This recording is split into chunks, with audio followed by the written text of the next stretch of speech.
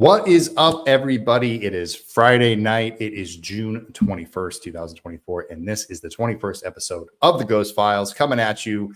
Hope everyone had a good week. If you have not already, make sure you are subscribed to the wompstompllc channel. For each and every week, we'll be trying to do the Ghost Files, basically three Fridays out of every Friday each month. Checking in with you with updates from independent cinema, what we got going on here at Womp Stomp Films, and lots of other things. I want to say a quick what's up to everybody in the chat. Of course, we have our moderator, Undead One, who congratulations on having a granddaughter and grandson graduation last weekend. Wow. That's pretty rad. Definitely a much better place to be than here on Friday night celebrating that stuff. But tonight we got a really special one. As you know, last week we announced that we are working in tandem with Luxxe Media and Chris Stanley to bring you Gotham Noir, a Batman fan film with lots of fun stuff coming up. And we're going to talk about that tonight. I have some of the cast and crew here with me tonight.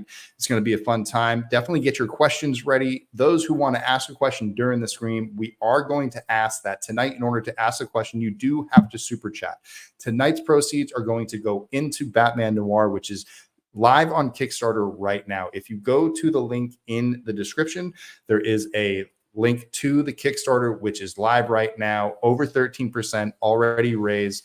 And without any further ado, I'm going to play a little video right now to help get you excited for the Kickstarter and then bring everybody back in. So bear with me while I jump into this and we'll get here and we'll get this show started. So I will be right back after.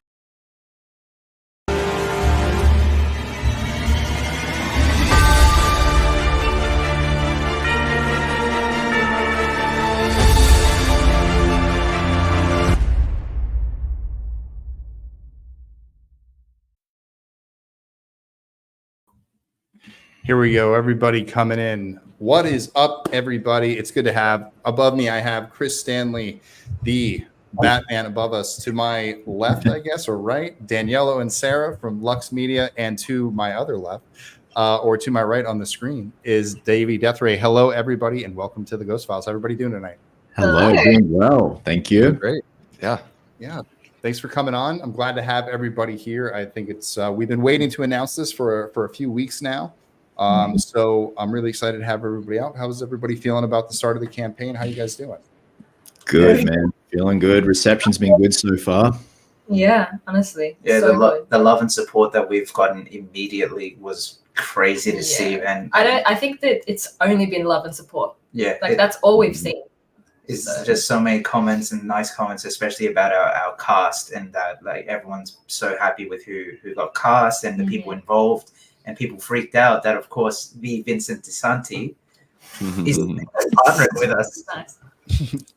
Nice. Well, no, I mean, it was actually, I really have to throw a lot of credit to Davey Deathray, who informed me about the project. He brought it onto my radar. We talked about it. He asked whether or not I would have any interest in, helping out with something like this. And it just so happens that Batman and horror films are my jam. I'm a huge Batman fan. Definitely, I want to say 10 or 15 years ago, I really got into the graphic novels a little bit more and started reading more of the history of Batman and figuring out more about the character. Everything that comes out as far as, the animated films that come out on HBO, which I think are like, those are the things I almost look forward to more than the actual theatrical movies, because they dive into so many different storylines and things like that. But the theatrical films, always been a huge Batman fan. I'll start with Danielle and Sarah. Where did Batman fandom start for you? For me, as a kid, watching obviously the Tim Burtons, the Joel Schumacher films, but Batman the Animated Series, watching that on VHS and all that, that was definitely the start of it. And then the theatrical, like Christian Bale was the Batman that I grew up with. So the whole Dark Knight trilogy, what Nolan did, and then the Arkham games and all that, and it just kept going. And then, for me, he introduced me to more Batman stuff. I knew obviously heaps about it beforehand, but I didn't really get into the depths of it all until he showed me the Christopher Nolan trilogy, and then I would watch him play the Arkham games. So, so pretty much that's right. Yeah. How about you, Chris? Where did it start with you? Tim Burton, definitely. Like, it's weird. Mum and Dad let me watch 89, but refused to let me watch Batman Returns until I was 12 or 13 years old. And it was that and Hook, and there was always this mystique around it. All my friends had seen Batman Returns, and they told me how horrific it was. But then the animated series came along, and then obviously the Joel Schumacher films, which I have a soft spot for. Unapologetically love those films, just how campy and silly they are. And I don't know, they definitely do their own thing. They march the beat of their own drum. And then obviously the franchise lay dormant for a bit. And then Nolan came along and did something really special and injected that sense of realism and grounded in reality. And Bale was just great. And Bale was a big inspiration for me when I was a kid. And, I was a bit of a bigger kid and then getting in shape. And then Affleck came along and did something a little bit different, much to a few people's chagrin. I still think he's a wonderful Batman. So and like Danielle and Sarah said, the Arkham games as well. There's just all these beautiful interpretations of Batman that you can take something away from with each one that is really special. So yeah, it definitely started with Burton, but like, because I'm a 90s kid, it was the Schumacher films that were like right there in the heartbeat of the 90s. And then obviously the Dark Knight trilogy. And, right up until now when we have Robert Pattinson as the Batman, which if a few years ago you would have told me I'd be dressing up as Robert Pattinson as Batman, I'd be like the Twilight guy. But Same. Yeah, here we are. Yeah, but I think he had like right off the bat, Pattinson sort of had that like he'd done Lighthouse. He was doing edgier roles, so we saw that he was doing some different things. Shout out to Undead One for asking a question via super chat, $10 right there. He's not asking a question, but he's reminding everybody that if you want to ask everybody a question, that's how we're going to do it. This $10 will be going towards Gotham Noir, which is thank you, man. Link in the description. But I want to go back to the question for David. How about you? When did you fall into the world of Gotham and Batman and all of this fun rogues gallery? Yeah, I mean, I kind of go all the way back. I grew up watching the 60s TV show on like Nick at Night.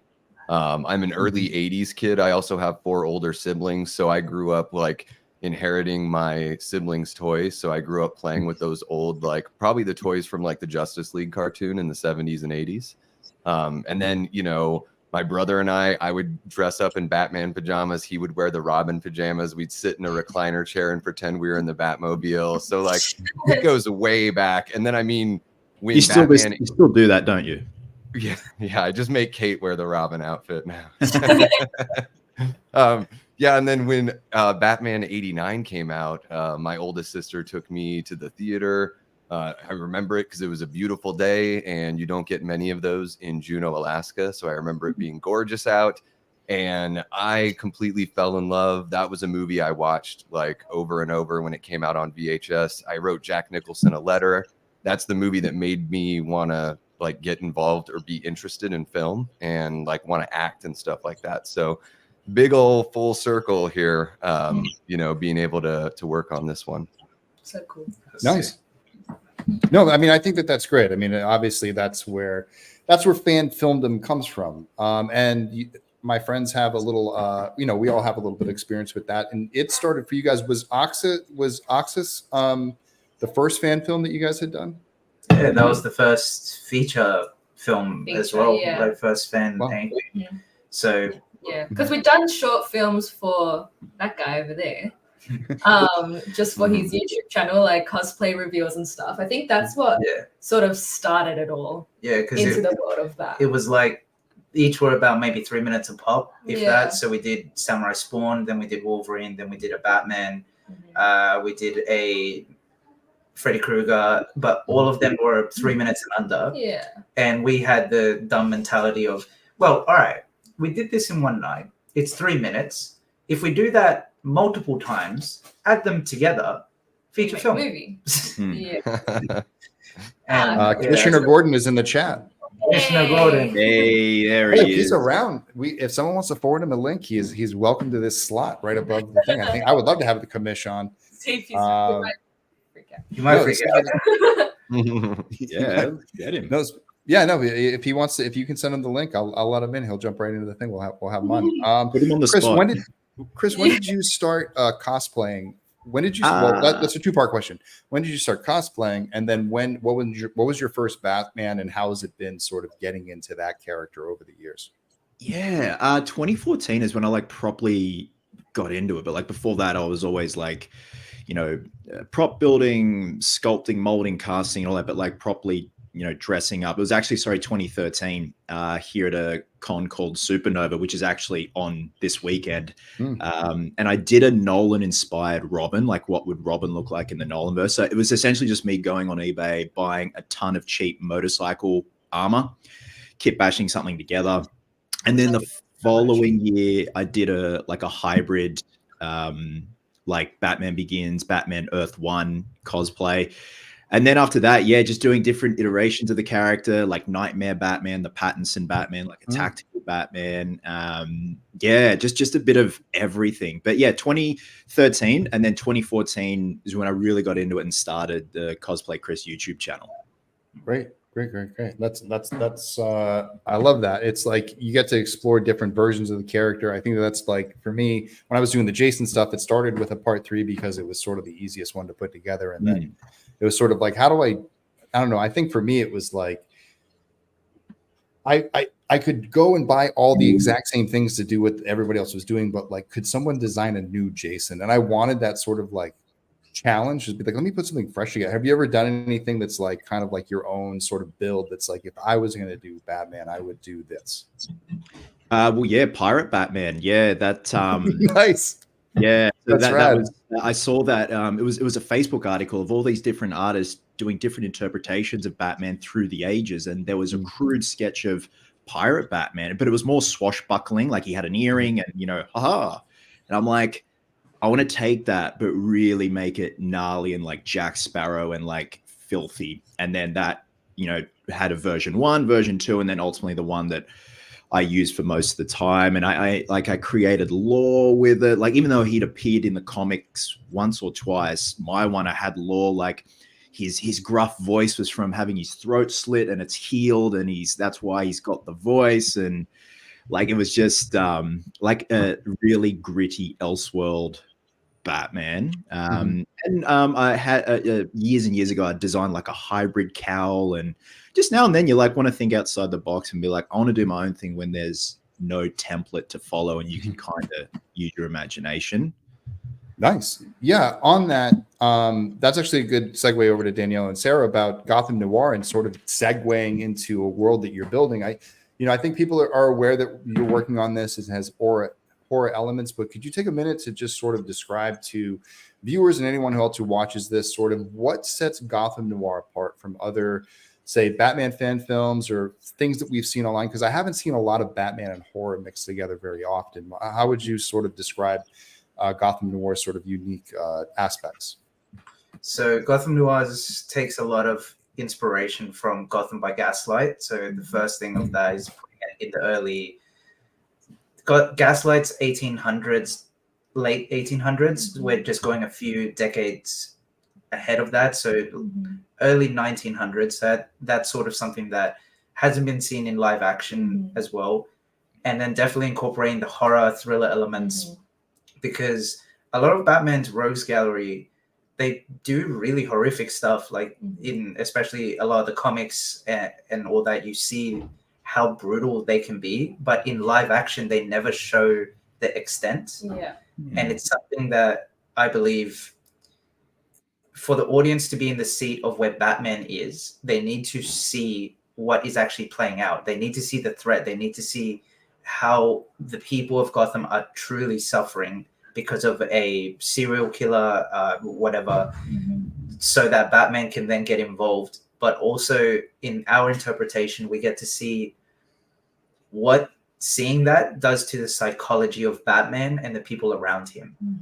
And the whole point of it being in the early 1900s is to show that he doesn't actually have all the technology that we're so used to seeing him with in all of the live action films that we've sort of had, especially the later ones, just to show that he can get injured and he doesn't have all these weapons that he can just continuously pull out and use for his advantage. And there's no adrenaline stabbing or anything like that. He's just got his muscles and that's it. And knowledge. Yeah, pretty much.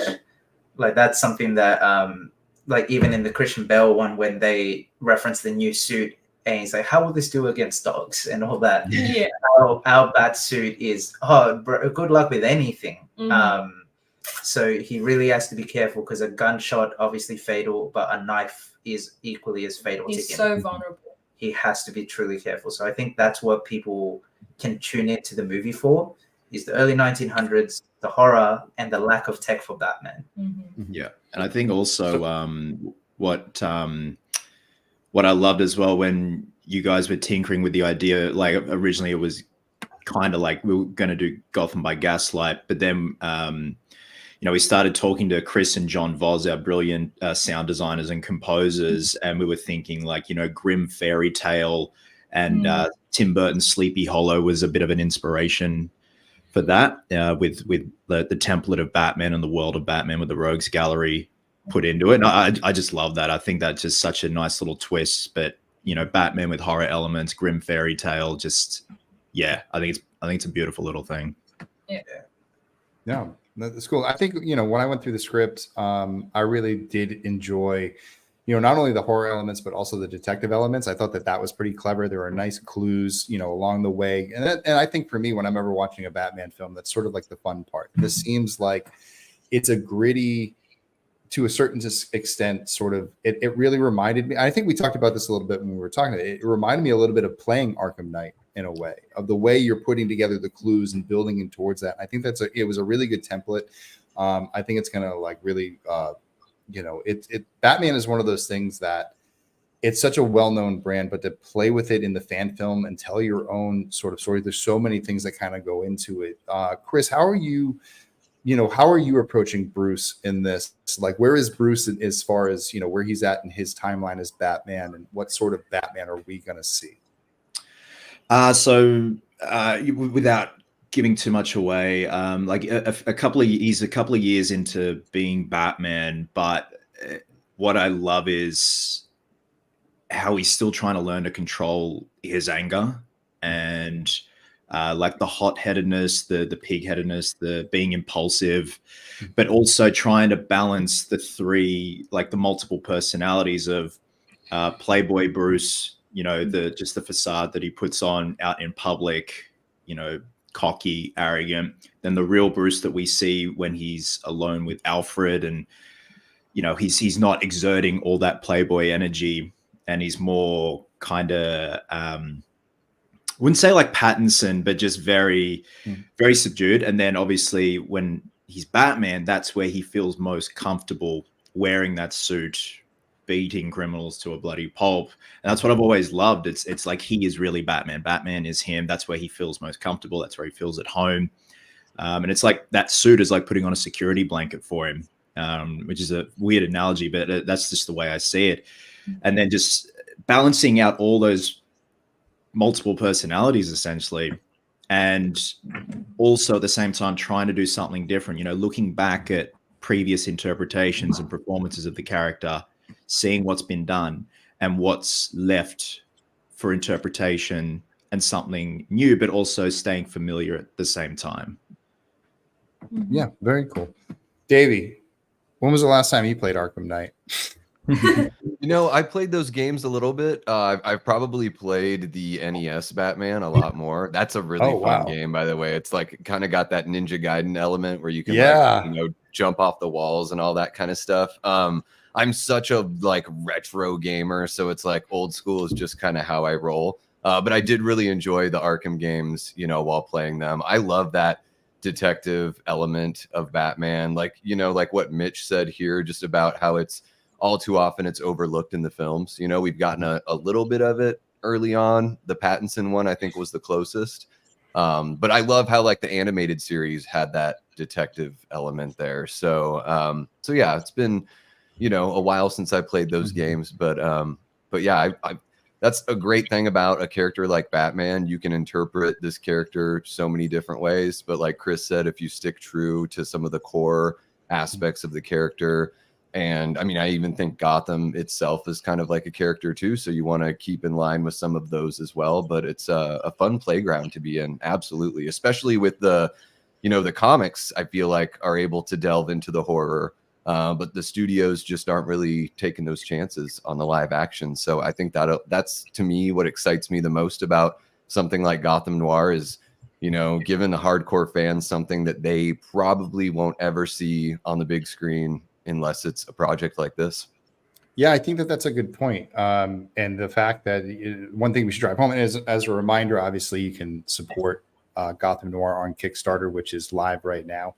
But I think that's a good point, because I was thinking about that. When you think about most Batman films or anything at that level, you're talking about, you know, back in the 80s, they were $50 to $100 million productions. You know, now they're $250 million, $300 million productions. And, you know, look at the way that they're treating, you know, the next installment of the Robert Pattinson Batman. See how they're going to shoot them back to back, and they have, you know, the Penguin coming out on an HBO this fall. And it's funny because that's sort of taking the world of Batman and doing what Gotham did on TV on, you know, I think that was on Fox. But I think now taking up to that HBO level, which were really, really cool.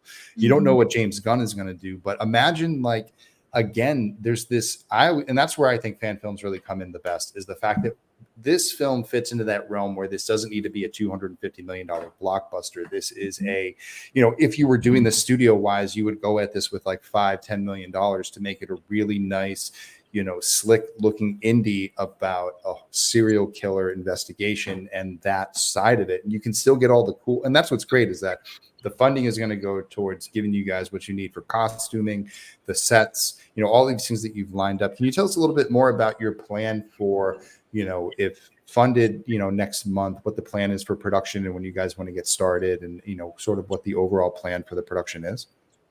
So when the campaign closes up and all that, the plan is to start shooting as soon as possible. But ideally August, we'll shoot through to October.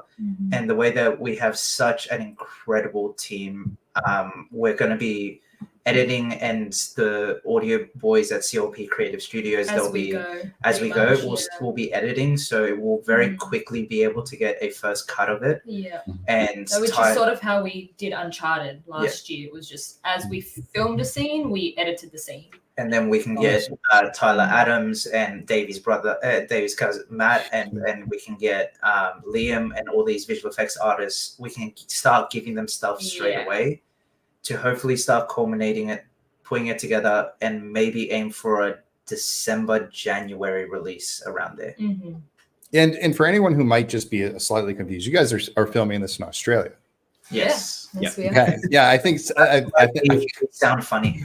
No, not just that, but I mean, it's funny. I think when people go to the Kickstarter, they're going to see it's like it's an odd number. It says AU next to it. Like, I don't know if people know this, but this is an international connection, which is one of, like, I'm really excited about that. The fact that, you know, a few years ago, I made a fan film. It touched out to people. I've been able to help people out, and that it's brought us all together. And that, you know, through, you know, the wonderful world of the internet, we're able to talk and sit and you know, collaborate about this project, you know, and we're able to share those things and a lot of the stuff. And I just want to commend you guys really kind of right off the bat on live YouTube, is that you've done a great job in your Kickstarter. You put a lot of work into it. It looks very professional. I've seen a lot of the behind the scenes stuff, what you're preparing and sharing, you know, a lot of the stunt work that you're working on right now that you just shared with everybody on social media, giving everybody a good look behind the scenes.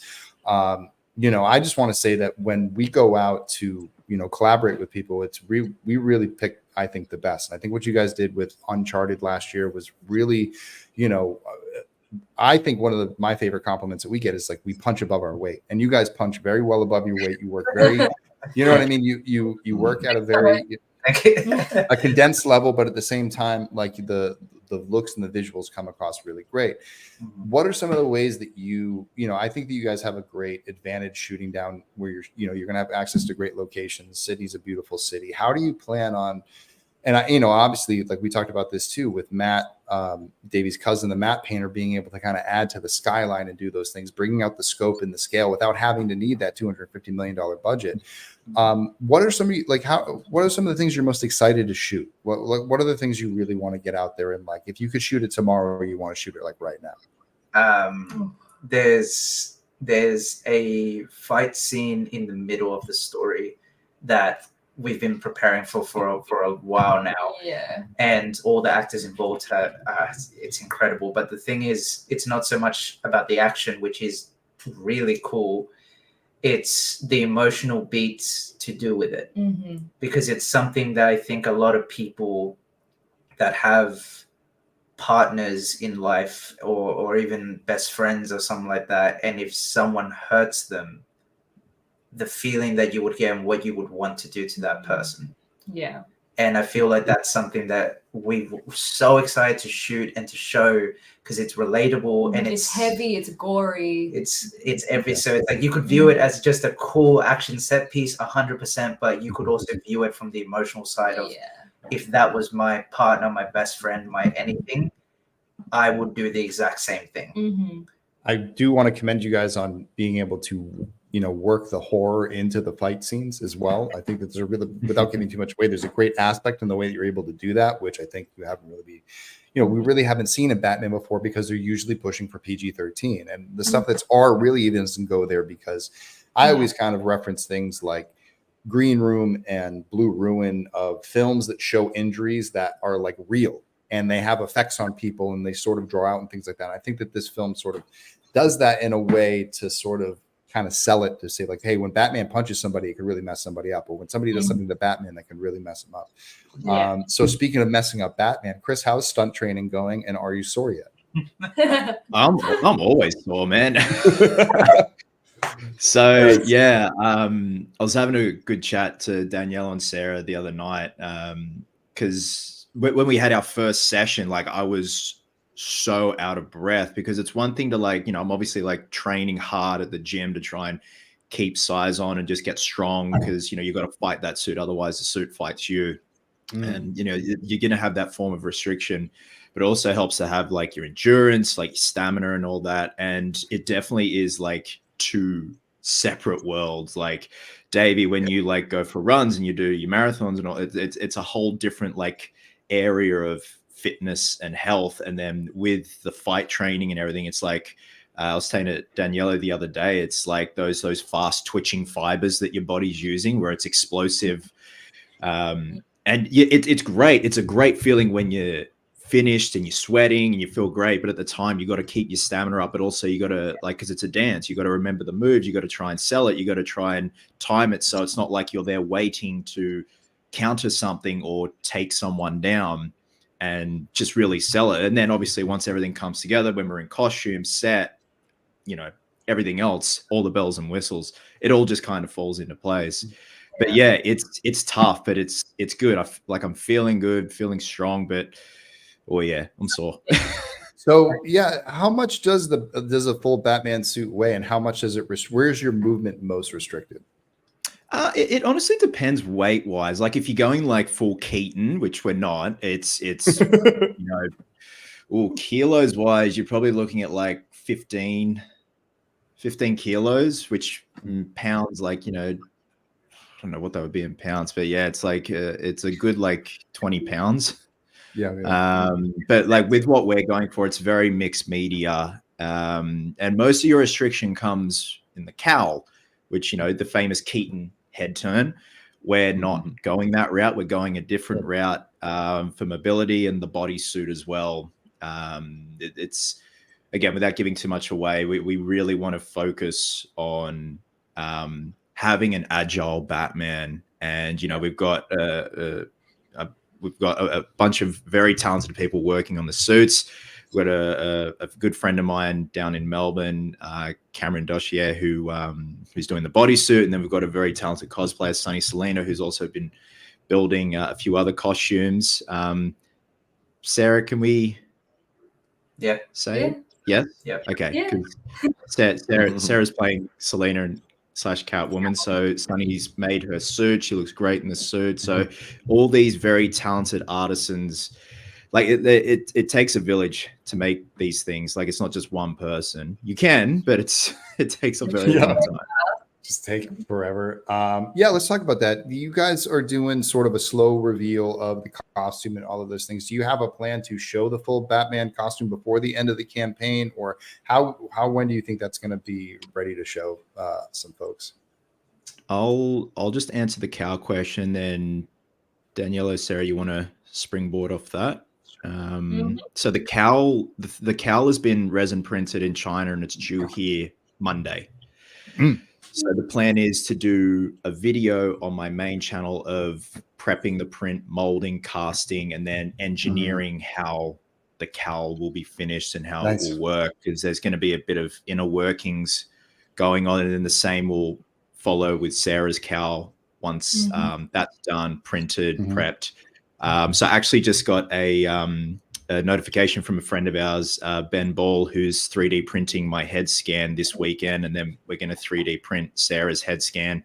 So we've got the perfect form. So, you know, when you got to glue stuff, nip, tuck stuff, because usually right out the gate, out of the mold, these things aren't a perfect fit. You've got to like foam, like pad certain areas and just make sure it all just sits nice and flush, like, you know, especially where it may sit on Sarah's head at the top and hug the sides of her cheeks, and then the same with me with the mouth opening. It's just got to all look natural and from every angle possible. And also and then you probably work with stunts too, right? I mean, if you're taking impacts or anything, you obviously don't want to take any extra impact. Yeah, sure. So cow's due here next this Monday, and then the following weeks we'll get finishing Sarah's cow. But full reveal, hand it over to you guys. I think what's the deadline? Because we have the full Catwoman suit minus cowl. So if anything, the Catwoman will start to get teased a fair bit of the Batsuit. Then there'll be the stream with Chris with the cowl. So whoever jumps on that will be able to see the cowl first, which will be exciting. But I think the main thing we're going to start to tease in the campaign is who the villain is and what the villain looks like. Nice. And that's, I know Mitch mentioned something before. He was interested whether it was going to be an existing villain or if it was going to be a new killer. So that's going to be a nice reveal for everybody. I can say it is a existing villain. Okay. Well, there you go. You heard it here first. Spoiler alert. Yeah. So, you know, everything's kind of, you guys have been working. How long have you guys been working on this project, would you say, leading up to this?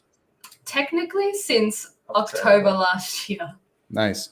Those were the first conversations. We went to PAX Melbourne to present a bit of Uncharted. And when we were there at the hotel, we said to Chris, we want to talk to you about something.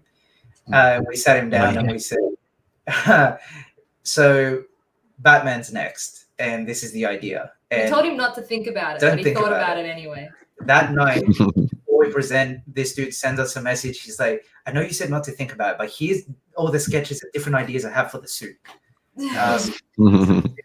So even before Uncharted got released, we were already talking about this. And we were going to the people in Uncharted, the cast and crew, and going, so we want you as Gordon. We want you as this. We want you as this. Are you on board for this? And everyone, thankfully, was like, absolutely, let's do Batman.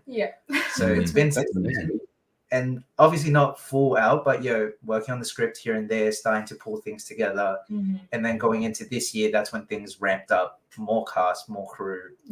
We basically realized that it was getting bigger than what just the two of us could handle again. So we wrangled in everyone again. Like Uncharted was 15 people total. Like that's it. That was our crew. Cast and crew together. And we've easily doubled that number. And for sure. We're still in pre-production. And a large part of that, we honestly have to give thanks to Chris.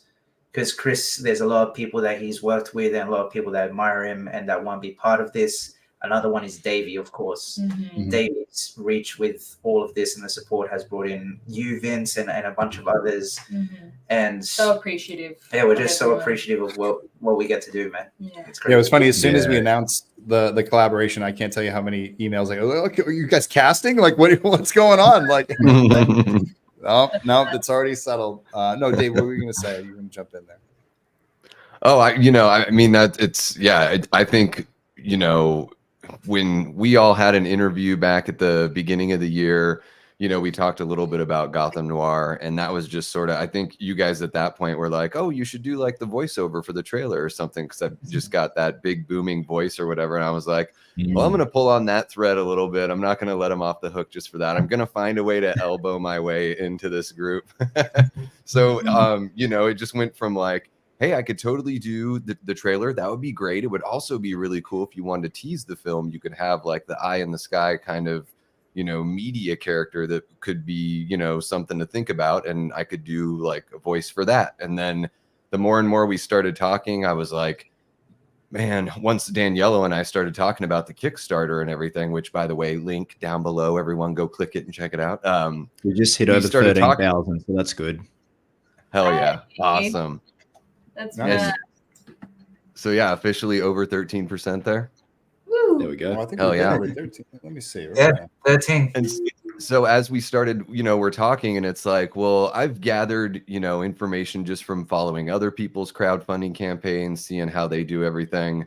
But really, it was like, I've got to see if, I can get Danielo and you've been hooked up together, even if it was just a conversation for guidance. Mhm. So little did I know that it would turn into something really awesome and turn into this, collaboration, with you and Wompstomp. I mean, what you guys have done up to this point has been nothing short of incredible. The amount of production value that you get out of the money that you raise, I felt like that was very akin to what the Luxxe media folks got with Uncharted, the Oxus Redemption. I felt like, for how low the budget was, they were able to squeeze every little bit out of it, which is what I see with the Wompstomp films.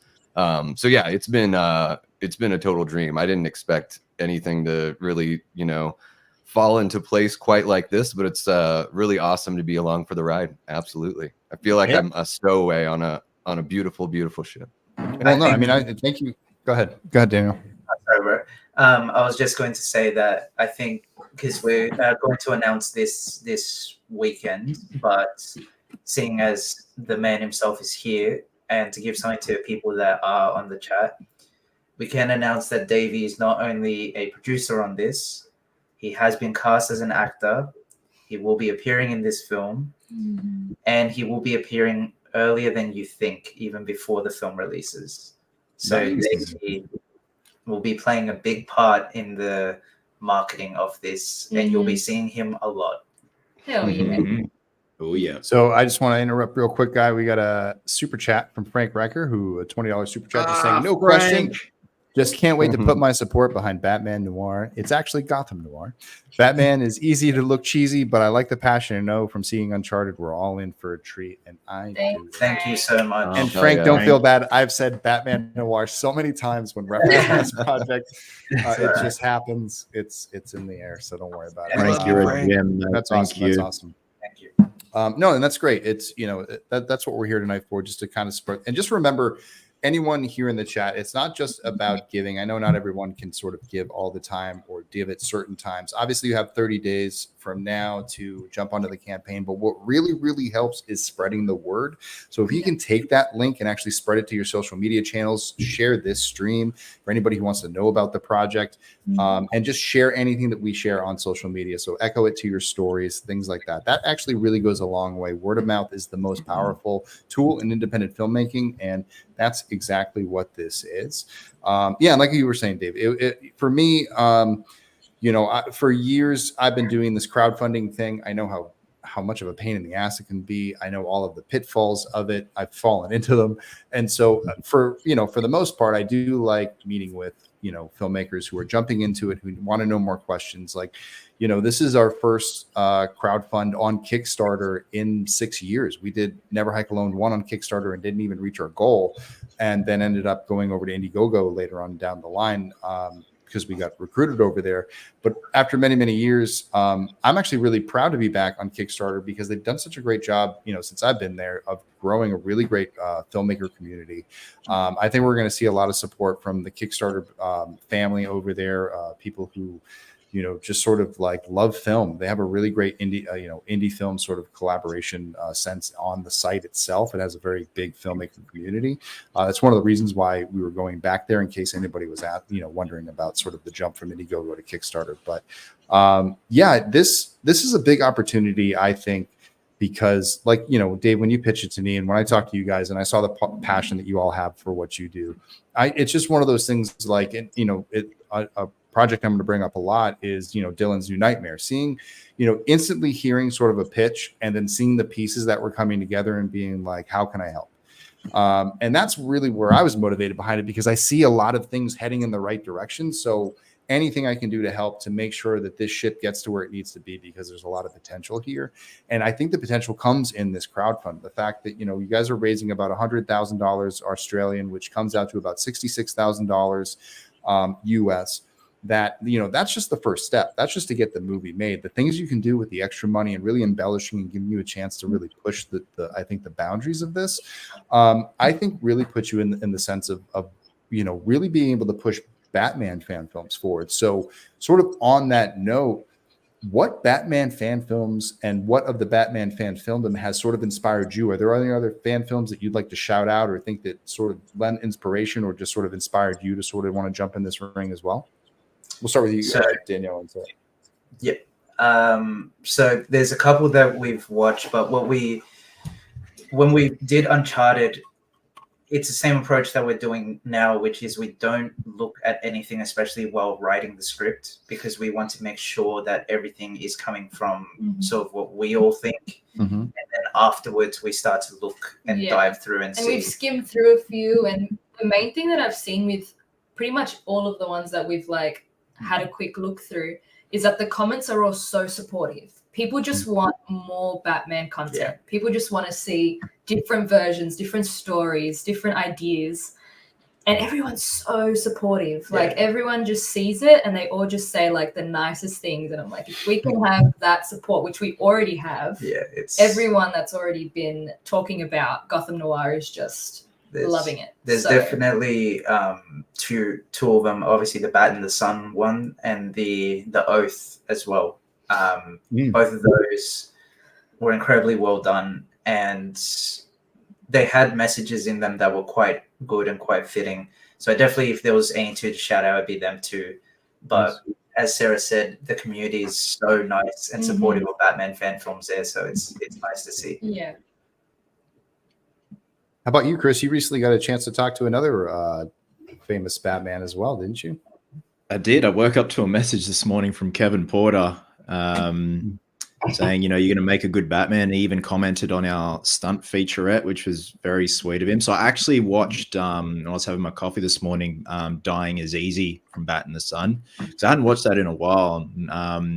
Aaron, who plays the Joker as well, he's just so brilliant in that. And then the OG one, which is Batman Dead End, which, the story is minute, but it's more like a showcase of creature effects, costuming with the alien, the Predator, the Joker, and of course Batman, but really comic Alex Ross Batman, where the cowl is glued to his face and it's almost like a part of him where it flows into his eyes and he's got the lenses in, and just some beautiful photography with that as well, with the cape and the rain, and that's kind of what we're going for too. Is just that gritty.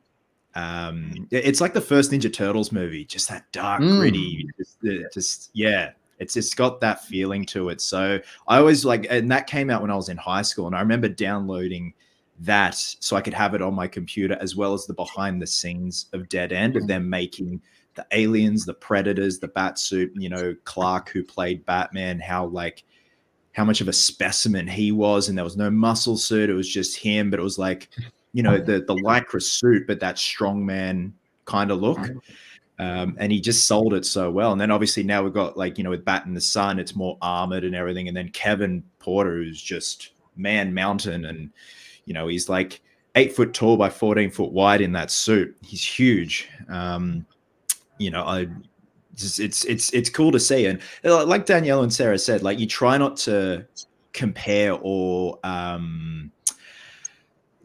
subconsciously try and take things away and add them into your story. And that's it's a good point. You try not to watch them while you're writing. You go back later, you're I see what they did there. Glad we went that route. There's a few drafts there, and it's okay, that's the main story. Then we go back and look. Because you can get inspo from not just even any movies, any TV shows, even from you guys at Davey and Vince, that the story's there, but you might have an idea about, this little thing can be tweaked. But just to be sure that we don't grab whole story points or nothing from no one else's work.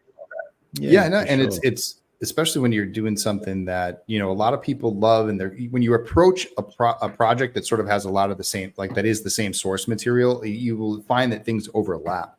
But even when things overlap, people even approach those certain elements in their own sort of way, which is really kind of cool. Davey, how about you? Did you get any fan films you want to shout out, or do we name them all? Because we named all the ones. Yeah, I mean, Batman Dead End is like, I remember when that one, I think I found that through like the Dark Horizons website way back when that debuted, and that was huge. Just the barrel chested, you know, Batman with that original suit, that really stands out to me.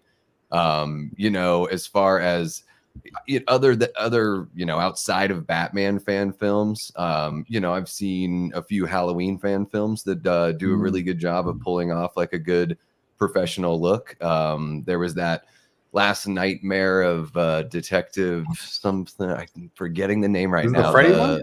Yeah, the Paul Bailey one. That was brilliant.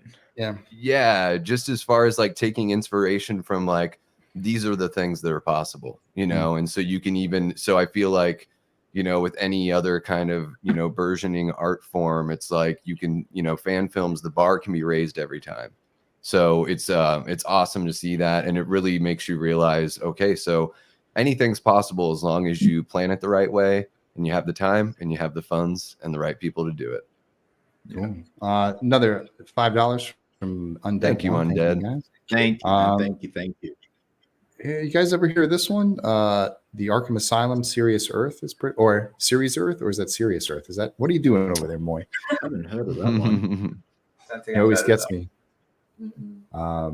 Mitch also mentioned Superman one-on-one, which, Chris, you also do Superman a lot as well, right? You gonna dabble into Superman anytime in the future?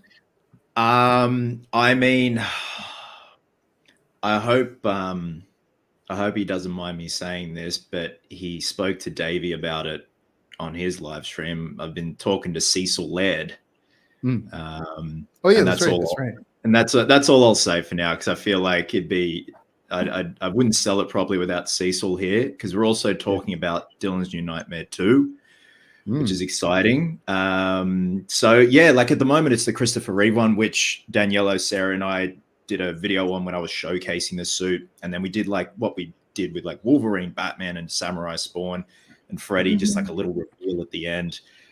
So like the suit I've got, it's sitting out there now. But then in the past, I've done like the black suit Superman when my hair was like down to here in 2019. I took advantage of having long hair, and then I did like a hybrid suit. And then the next one, which I'm finally like getting my butt into gear to do now, is Demon Superman, which will have like wings coming out, and like I'll have to get a wig now, but like the long black hair with the red eyes and the veins, and yeah.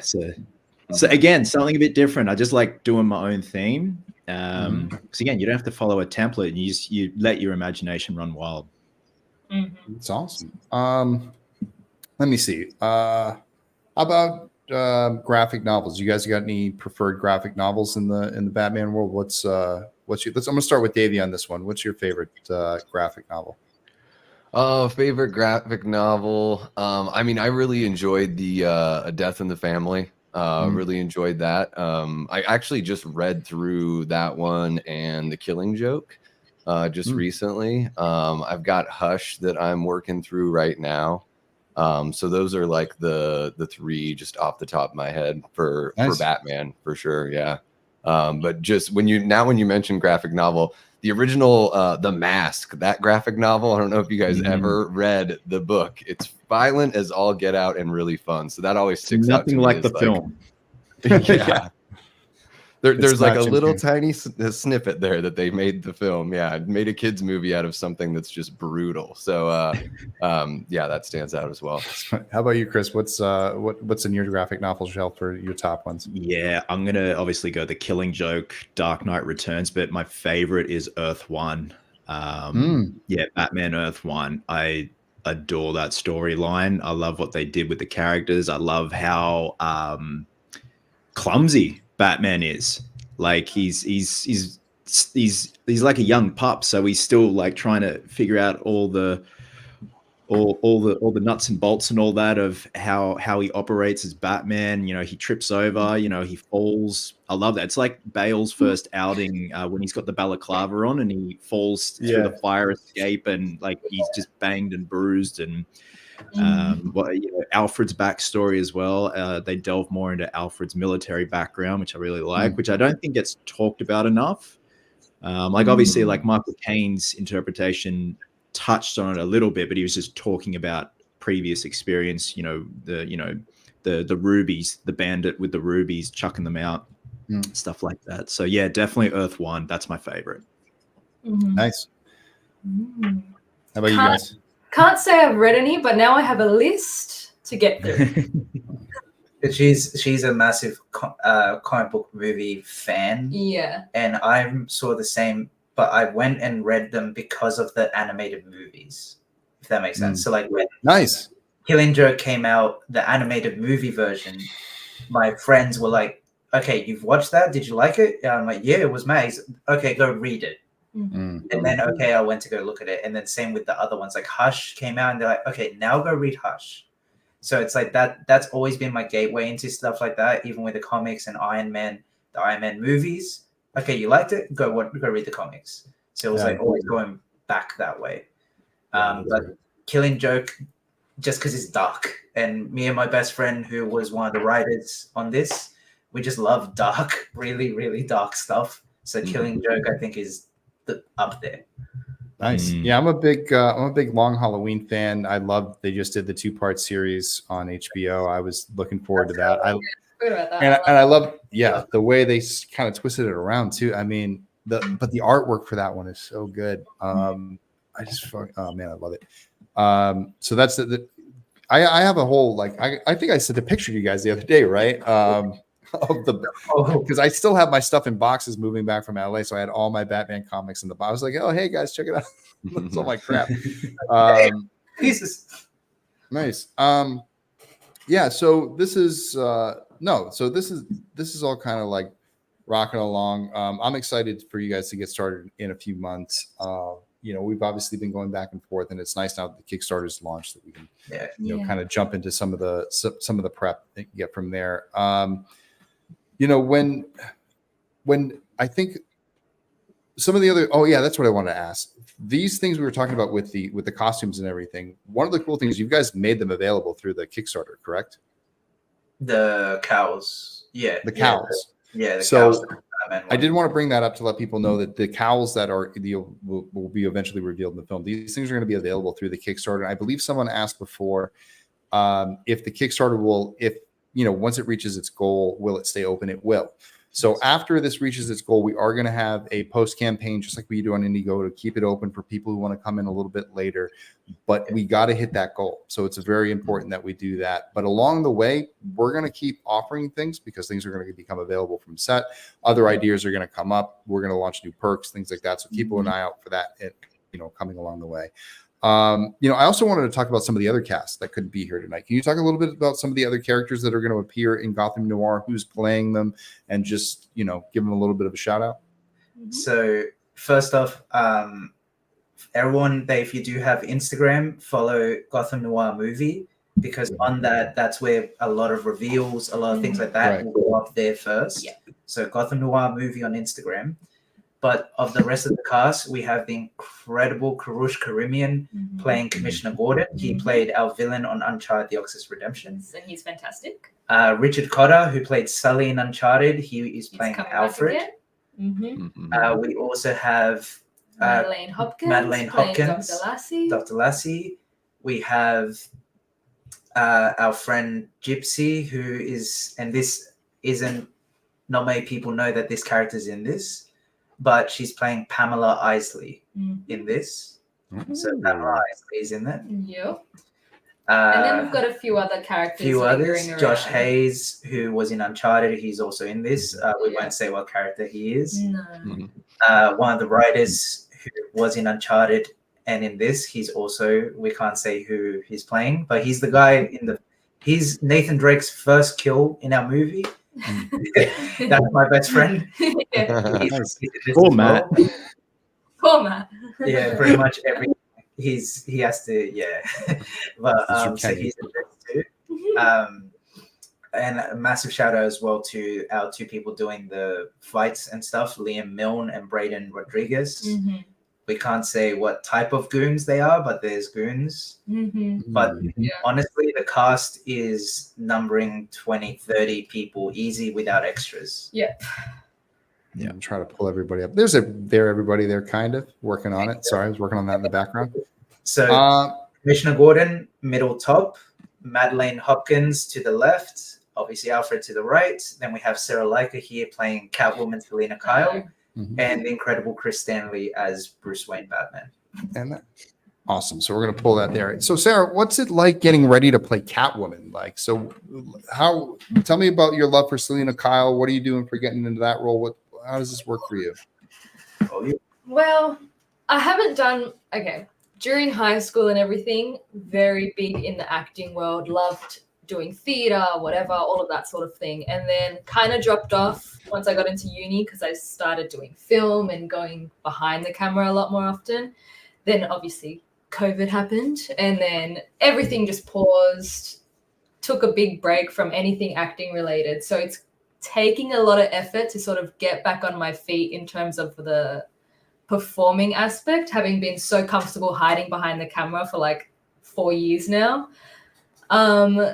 So it's pretty much just getting a lot of, what's that word? Like basically everyone else is giving me the energy that I need to feel confident in playing this role. It's also a lot of working together, just us on the script and Chris as well, and just discussing like what we want this version of Selina to be. Yeah, we for those that don't know, we run Luxxe Media together, the production company for it, and we've also been together for about 7 years now, working on Luxxe Media and being together. But when the idea for this first came out, it was actually Chris and our other friend Matt. They were the two that said Sarah should be Selina. Yeah. So originally I was open for someone else to come in and play it, but also there's a side of me there that still loves performing, and so with a little bit of them saying you should do it, I was like, okay, I guess I will. It took a long time for me to fully commit because I was scared. Like it's a scary thing to do going in to play a character like Catwoman that so many people love and so many people have their favorite versions of and stuff like that. But it's all right. I think Chris wouldn't let you back out. No, I don't think so. Reluctantly dragged in. Yeah. How's the stunt training been and all that? Getting into that hard because again, when it comes to that sort of thing, I'm not used to being thrown around and whatever, and just having to fight. Yeah, that's, I don't know. It's been tricky, but thankfully we've got people that are helping teach me and teach me how to do things safely and all of that sort of thing. But it's also a good outlet, I feel like, because you get to throw. What's it called? I can't say throw punches because Kat doesn't do that. She's got claws. She throws her claws out sort of thing. She swings and lashes. So it's different to anything I've ever done before. And obviously training at the gym, trying to get a little bit fitter, all of that sort of thing. But otherwise, I feel like there's not much I can, it's just a lot of mental preparing. Because you've also been sort of balancing between the different interpretations of Catwoman to sort of find your lane. Yeah, also the accent, trying to decide what type of American accent to go for and practicing that. And Davey's going to help me out with that. We're going to have some voice lessons later on. Liam's in the chat. He's one of the guys that's on this. He's one of the actors doing all the stunt training. He just said Sarah has been amazing in stunt training. And thanks, Liam. Yeah. I'm trying my best. Yeah, they've been a big help to get Sarah and Chris comfortable, because like you said, this is hit training. It's not about packing on muscle. No, it's quick endurance. movements, and especially with Catwoman, she's a cat. She's so slinky and she's so agile and everything, and that's what I'm working so hard to try and be like, because I don't think naturally I'm a slinky, flexible type of person. So having to work really hard to try and become that. You just have to come up with the fancy camera work to sell it. Just make it look effortless. You know what I mean? That's when I look at him when I'm struggling. I'm like, this doesn't feel right. I look at him and I'm like, movie magic. Yeah. And for those who And Chris is like, no, you're doing it. You look great. Keep going. Yeah. Yeah, like the other night when we had training, we did a bit of previs with one of the main fight scene we've been practicing with, and I won't give anything away. Sarah had to say a couple of her lines to put in with the previs, so it all kind of flows together with what's going on in this situation. I didn't tell you at the time because I didn't want to like gas you up. But yeah, she just like switched it on, did her thing, and I'm like, that's Selena Carr. That's really cool. And then you go back to being like that awkward little potato, and then you're like, okay. But you just switched it on and you delivered the line, no practice, no nothing, and you just back to Sarah. And I'm like, okay, this is going to be something special. So, and then obviously when you there too, like that was already scary. Like I wasn't mentally ready in that point. I felt like he might ask me to do that line, but then I was also kind of hoping. But it was good. Like he put you on the spot and you did it. And then a few weeks before, Sarah was practicing in the suit, just, you know, getting the movements and everything. And as soon as the suit was on, her posture changes. And it's like with anyone, it's like whether you got prosthetics being put on and you hear an actor say they find the character as all these pieces get glued to their face or a costume goes on, her posture and stature just completely changes. And then it's like that slink kind of, it was really cool to see. Confidence. Yeah, it's going to be fun. I mean, I know for me, like once you get the costume on too, it also brings out an extra level. You know what I mean? It's like all of a sudden you are the character. You're not pretending anymore. You're becoming like, especially like with Jason, because, and then probably the same thing for you, Chris, like once the cowl goes on and you sort of have that protection over your face, there's almost like, there's that extra level of acting that kind of comes out because you feel it. Like, do you feel that when you sort of like get into that mode? Yeah, for sure. 100%, man. Like I even now I'm practicing in the mirror, like how my mouth is going to look. And, you know, like it's like Carl Urban when he was Dredd and he was so good with this. Like he was perfect with what he did with that. But like, it's probably like, I don't know, like Vince, like, do you remember the first time you walked out on set for like Never Hike Alone? Like the first proper time was everyone kind of like, oh, there's Jason. And you're kind of just like taking it all in. Well, it was funny because when we first started Never Hike Alone, it was more like it was me and like Chris and JD and Andrew. And so there's only like 4 or 5 of us out there. So it was actually me like in costume walking out to set because we had to carry everything and to have another bag to carry the costume was too much. I was like, well, I'll just wear the costume in like some like sneakers and I'll throw the boots in a thing and I'll like, you know, so I'm like kind of always halfway in costume and there. And I just like, I always remember being like, man, I'm so sweaty in this thing.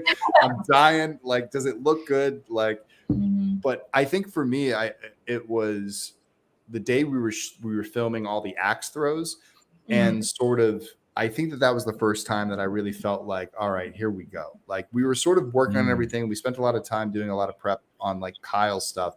And then we were doing the axe throw. That was sort of like the first Jason test that ended up going into the film, which is actually really funny. Like we shot this whole thing like one day off to the side and then worked our fight into that moment on a completely like months later. You know what I mean? So it was like little snippets of things that sort of worked for us. But that's when I really felt like I had it. And then there's that moment where like, I don't know, my favorite part is coming out of the dressing room when, you know, everybody knows I've gone off to become Jason, but no one knows I'm going to walk out. Everybody gets busy. And then I get to mess with everybody on set.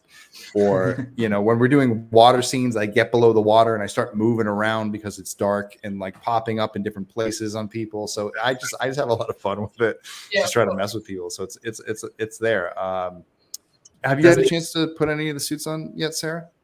Yeah, so I've got the cat bodysuit designed by Nicola Del Popolo from Amici Studios, who we work with last year and work with on a bunch of different projects. They're the ones who designed the logo for the film and they've done work with us on Uncharted. So Amici, one of the members, Nicola, designed the cat suit. And then we had Sunny Selena. She built it. She sewed it all together. She stitched it all up. And she threw in her own flares. Yeah. And it's so good. It's a great suit. I love it. I feel good in it. It feels good. It was made really well. It's warm, which is good, for standing around. But as soon as I started running around and stunt training in that, I was like, oh, it's going to get sweaty real fast. But other than that, it's really good. It's awesome. They're just waiting on the cow now. Shout out to Robert the Wolfman, good friend of ours from love you, dude. Now from the Horror Show channels, dropping $20 in there. Just wanted to say I love you guys, and you're all amazing. You're amazing, Robert. You took care of us very much. Robert was he was our guy. He was our set cook for Dylan's New Nightmare. Fed us every day. It was great, and gifted us all a bottle of mead afterwards, which is nice. Really nice. He's definitely one of the good ones. Made fresh mead. No, it's good. I'm glad that you know what's really nice to hear is that you guys have a really tight knit group down there. You know, I think that this project is in good hands, or else I wouldn't. You know what I mean? Like I had a lot of people say like, "Oh, come help me with my thing," and it's like, yeah, good luck, do your thing. It's not my. It's like I'm so glad to be a part of this because I don't think that I would have had a chance to say like, oh, I'm going to stop and do a Batman fan film or do this. I think it's nice when projects like this come up along the way where it's like, oh, I can use what I have to help this team get whatever they need to go do this. Because I want to see this happen. I want to see this movie just as much as I want to be a part of it. So this has been a really, really good, experience so far. And I'm excited for the Kickstarter and for what you guys have in front of you. Before we sign off tonight, is there anything that you want to let our viewers know? Obviously we dropped the Instagram, but let everybody know all the socials, where to find you, where to watch Uncharted, all that fun stuff. Why don't you let everybody know? So first, Instagram, TikTok, Gotham Noir movie. That's for both of those. We're going to be posting so much, especially over the next 30 days in particular, just to get all the hype. So follow that because there's probably about 3 posts a day, and as well as announcements and all that. Our YouTube channel, Luxxe Media, that's where we're dropping the same videos, just if you want to watch it on YouTube and you want sometimes they're longer because obviously for Instagram and Reels, we have to make it shorter. So the longer version will be on YouTube. So a lot of the stuff you see there and some other stuff, so it's on Luxxe Media. But Uncharted: The Oxus Redemption is on Chris Stanley Official's channel. He's hosting it, and the reception there's been crazy too. And we still get more views out of that, which is really, really cool. It's awesome. As far as anything else we'd sort of like to say, just a massive thank you to everyone who's already backed and already supported this. Much. It's a dream come true for everyone involved, and to be working internationally with all the teams. Awesome. Like not what we expected, like this early on in our career, but we'll take it. And a lot of this as well, because I like embarrassing him. A lot of this wouldn't be possible without Chris Stanley. That's very true. Like he reached out. He reached out to us 2 years ago, make a little samurai spawn, and now because of you, it's your fault. Look where we are. Happy? We tripped and fell, and here we are. Whoops. So thank you. Yeah. Thank you to everyone. Love you guys. To be on the stream as well. Thank you. Thank you. How about you, Chris? Again, just to mirror what Danielo and Sarah said, just thank you to everyone for the support so early on. It's a terrifying thing playing Batman because we live in an age now where discourse can be, quite a scary thing. But I've got a plan, so I'm gonna try my best to do an interpretation of the Dark Knight that's, familiar but different, and just hopefully make a lot of people happy. But everyone who's just been supportive from day one, like not just with this, but with Uncharted, and just followed all our wacky shenanigans along the way, it just means the absolute world. And, in the world of fan films, sometimes, and get a bit of a dismissal instantly, but I'd like to think that, amongst the Never Hike Alones, the Dylan's New Nightmares, we're going to be doing something very special. So again, just thank you to everyone for the amazing support so early on. And where should everybody be following you and everything that you got going on? Because you have your own show, you do reviews, you got everything going. I mean, it's not just the films, you got a lot going on over on your channel. Yeah. So I've got the main channel, Cosplay Chris. So in the coming weeks, I'll have a video up, the construction of the cowl, and that'll be good. And, people will see that and be like, oh, okay. So link that to the Kickstarter, which would be good. And then the second channel, which I started a year ago, is just called Chris Stanley. And again, that's just all talking stuff. But on the main channel, that's like building stuff. So yeah, and then that's just like, reviews and stuff like that, mostly a lot of horror stuff, going over props and stuff like that. So it's been really good. Like the reception's been really great with the second channel, building a beautiful little community there. So yeah. Good. How about you, Davey? Yeah, I mean, you guys know, everyone in the chat that has watched my channel, once or twice, you guys know how passionate I am about this whole world of, fan films and everything that we can create here. It has been, really inspiring and awesome just getting, I haven't even been doing YouTube for a year yet. And I think, Vin, I met you last August or something like that. So to go from I think it's just a testament to how many wonderful people are in this community that I can meet you, interview you in August. We bump into each other a couple times down the line, and then here we are, able to work on a film like this. And then also, even though Chris probably doesn't like it, everything that you do, Chris, you guys, after interviewing you guys, Chris and Luxxe Media, I was like, man, Chris and Vin are similar in this way that these are guys that have had really great success with what they do. But they're just genuine sweethearts.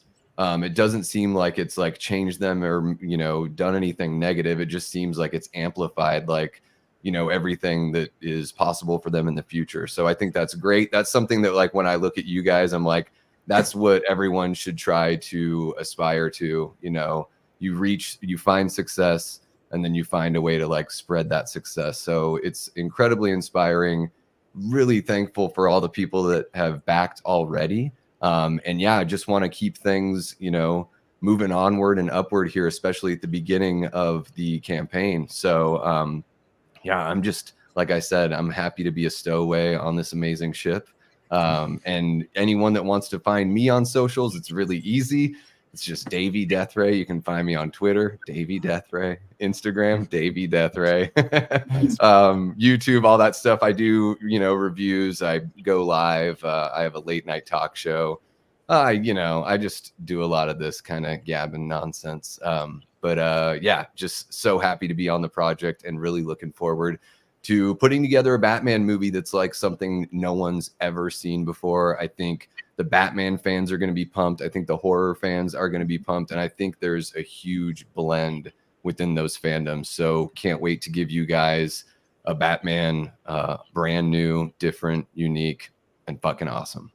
Yeah, I'm looking forward to it. And Davey, we were gonna lose you tonight to a stream, but it got canceled due to sickness. Did that get rescheduled for Sunday? Yeah, we're gonna do that it's gonna be Sunday at I believe it'll be 1 p.m. Pacific. So what are you guys 4 doing? p.m. Eastern. So it's called Horror from the High Desert, and it's gonna be over on the Horror Show channel with Cecil Laird, who we've just been name dropping like crazy throughout the stream here. You get so much free press on this channel. Oh, he's great. Yeah, it's amazing. Yeah, he trains us well, right? We just talk about him when we're not even with him. Just text after text after text after text. No, I'm just kidding. I'm just messing. So that'll be like a panel show where it's Cecil, myself, Braden Timmons, and Jason Smith from Sinister Cinema. So it's a whole bunch of us that live here in the Phoenix area. And for the very first episode, we're going to be talking about horror films that take place in the desert. So we're just going to, lean into that and have a little discussion and a chat. I've never been part of like a panel type show, so I'm really looking forward to it. Yeah, no, great. I mean, like I said, like you guys have all echoed it. It's nice that when, fandom brings people together. And I'm really encouraged by the fact that the DC fandom, for the most part with fan films, are actually really supportive. I think this is a really great place to be. DC is obviously supportive of fan films. So this is a great, this is a great type of project for people to want to get across to. And I would want to say, after doing this for many years, the other layer of this is when you get through the process of making the film and you get a chance to meet some of your backers, through those types of conventions. I mean, Davey, that's how it is for me, like kind of meeting you, like meeting someone who like once supported you, then becomes sort of someone you can work with because you're coming from the same place. And I almost like laughed out loud, Chris, when you said like, oh, I went after Danielo and Sarah because I needed someone to take photos of me in my costume, which is like the same origin story of Never Hike Alone, because I would literally go go up to people on set and be like, "Hey, do you like Friday the 13th? What do you think of this costume? you want to make a movie with this costume?" They're like, "Yeah, that sounds like fun." You know what I mean? And it's just that those types of conversations bring people together. There's actually I'm working on another project sort of behind the scenes. I'll talk about that more in a little bit, but it was the same thing. Somebody working on the project is a huge Friday the 13th nerd, and they literally had to stop the meeting to nerd out about Never Hike Alone for a little bit and like talk about Friday the 13th. And we were both like literally like pitching through. So what's your origin theory? And like really getting like nerdy. So it's fun. And I think that, you know, crowdfunding, and one thing I really want to stress with it is the way that it brings the community into the project, the way that it makes them a part of the project, which is way different. I mean, obviously we all love to like wait 4 years for, you know, the next Batman movie to come out because they're going to be filming it all over the globe. But the fact that, you know, right now you can, instead of having to buy a streaming service, you can invest directly into the project. That funding goes directly into the project. It goes directly to the filmmakers, and it's going to help all of these bright and shining faces do what they need to do this fall to make this movie. I believe you guys said, you know, you're aiming for next year. It's going to be out on the Luxxe channel. There's chances to get Blu-rays. I don't know if VHS are there yet, but I know we'll talk about getting those kind of looped in. There's posters, there's digital downloads. I mean, anything that you've ever done. And I mean, anyone who's been on the stream has probably backed the Womp Stomp Films campaign. You're going to recognize a lot of the same structure of what we're done. And a lot of the things, you know, we want to accomplish the same goals here. We want to push the boundaries of fan films and, you know, what they do and the way that they look and the way that they impact, you know, culture, that, you know, this is a viable, this is a viable stream of entertainment, and we're going to create this project to the best of our ability, and hopefully, you know, add it up there with some of the things that when it, you know, you're feeling like Batman for that night, that this is going to be a viable option for you to do something different. The fact that this is horror, we're going to push those elements. You know, we're going to work together, you know, when these streams are off and, you know, these weekends leading up to it, to be like, how can we really make this scary? How can we really push this for people to make this a different experience? And I think that anyone who's been involved in a Womp Stomp film production before knows the type of passion that I'm going to bring towards this, because I love what you guys are doing. I'm excited to be a part of this project. And I'm glad you guys were able to come out and, you know, plan this and, you know, get together for this and have a little discussion about this. I'm going to wrap out the show here tonight. I'd like to thank everybody for jumping into the chat. Obviously, I didn't jump into any things because I didn't want to hold myself to only answering questions that were started. I did see those stuff. We'll jump back next week, talk about those things. Next week, definitely going to talk about the article that came out this week about Friday the 13th. We'll jump into that stuff since I don't think I'll have any of that. That's going to be fun to dive into. I actually know. How about this?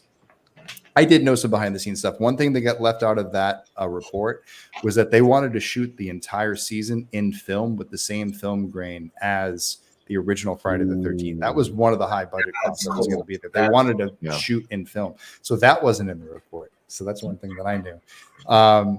But we'll talk about that next week. We'll talk about some other projects that are coming down the line, some of the other funds we're doing. But I want to thank Danielo, Sarah, Chris, Davey. Thank you for hanging out with me this week.